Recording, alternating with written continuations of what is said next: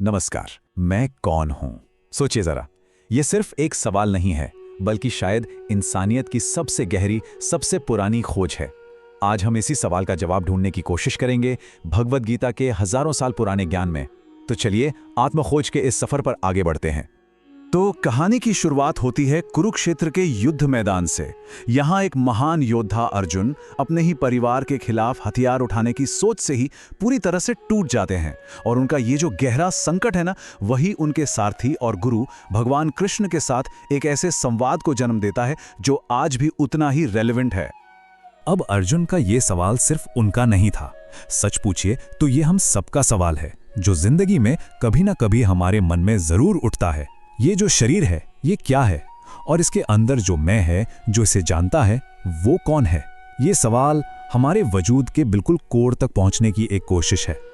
तो इस सवाल के जवाब में गीता के 13वें अध्याय में भगवान कृष्ण दो कमाल के कॉन्सेप्ट्स हमारे सामने रखते हैं, क्षेत्र और क्षेत्रज्ञ। समझिए कि ये दो शब्द हमारे पूरे अस्तित्व के रहस्य को खोलने वाली एक चाबी की तरह हैं। पहला है क्षेत्र, यानी द फील्ड।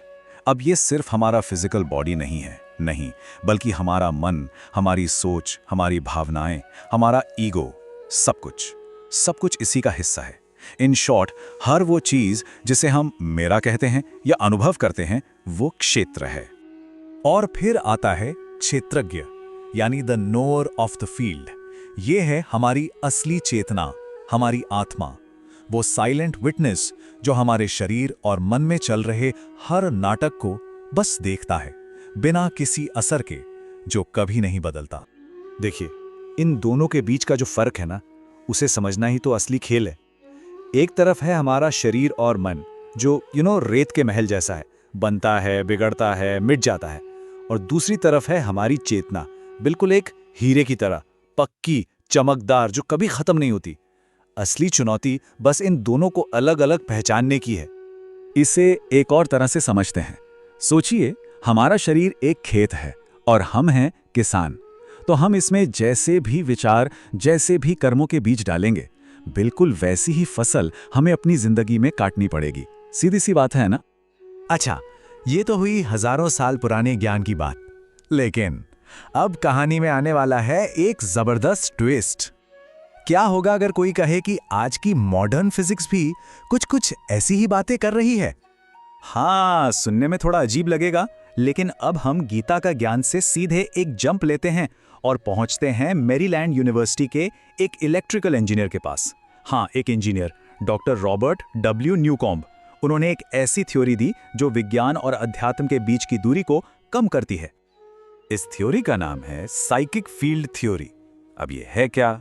ये बेसिकली एक मैथमेटिकल मॉडल है जो गीता के क्षेत्र और क्षेत्रज्ञ को फिजिक्स और अलजेब्रा की भाषा में समझाने की कोशिश करता है। सोचिए जरा, कितना अलग नजरिया है। तो अब हमारे पास एक ही सच्चाई को देखने के, आप कह सकते हैं, दो अलग अलग लेंसेज हैं। एक है हजारों साल पुराना ज्ञान और दूसरा है एकदम मॉडर्न साइंस। चलिए देखते हैं कि ये दोनों मिलकर हमें क्या दिखाते हैं। ये देखिए, ये कितना फैसिनेटिंग है। जरा देखिए कि न्यूकॉम्ब ने गीता के कॉन्सेप्ट्स को फिजिक्स की भाषा में कैसे ट्रांसलेट किया है। जैसे गीता में जिसे क्षेत्र कहा गया है, वो यहाँ एन डायमेंशनल साइकिक स्पेस है, और जिसे हम चेतना या कॉन्शियसनेस कहते हैं, वो उनके मॉडल में साइकिक चार्ज बन गया है। कमाल है ना? अच्छा, गीता क्या कहती है? गीता कहती है कि एक परम क्षेत्रज्ञ भी है, मतलब परमात्मा, जो हर शरीर, हर क्षेत्र में मौजूद है और सब कुछ जानता है। यह हमारा आध्यात्मिक नजरिया है। और अब देखिए साइंस का नजरिया। Del phi E is equal CP. Newcomb का यह समीकरण कहता है कि एक साइकिक चार्ज से ही साइकिक फील्ड पैदा होती है। देखिए, भाषाएं कितनी अलग हैं, लेकिन आइडिया तो वही है। एक जानने वाला है और एक जाना जाने वाला क्षेत्र है। और ये शायद सबसे हैरान कर देने वाली बात है। न्यूकॉम्ब अपने साइंटिफिक पेपर में लिखते हैं कि प्रेम और नफरत जैसी गहरी भावनाओं को भी मैथमेटिकल इक्वेशंस में समझा जा सकता है। मतलब ये तो साइंस और स्पिरिचुअलिटी का एक ऐसा संगम है जिसकी शायद हमने कभी कल्पना भी नहीं की होगी। तो सवाल ये उठता है कि हम रास्ता कौन सा चुनें, प्राचीन ज्ञान का या मॉडर्न साइंस का? लेकिन असल बात तो ये है कि शायद इससे फर्क ही नहीं पड़ता, क्योंकि दोनों की मंजिल वो एक ही है। और वो मंजिल क्या है?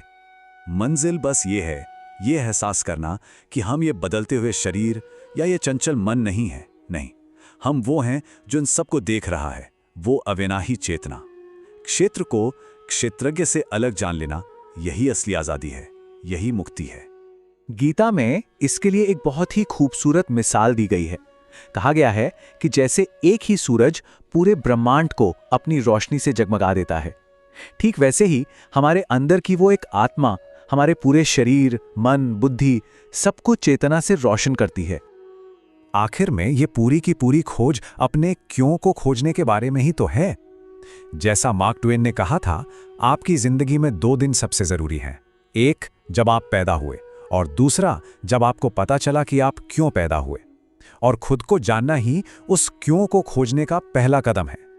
तो इस विश्लेषण को हम इसी एक सवाल के साथ खत्म करते हैं। एक ऐसा सवाल जिसका जवाब हर किसी को अपने अंदर ही खोजना है कि आपके इस क्षेत्र को आखिर रोशन कौन कर रहा है? वो असली आप कौन है?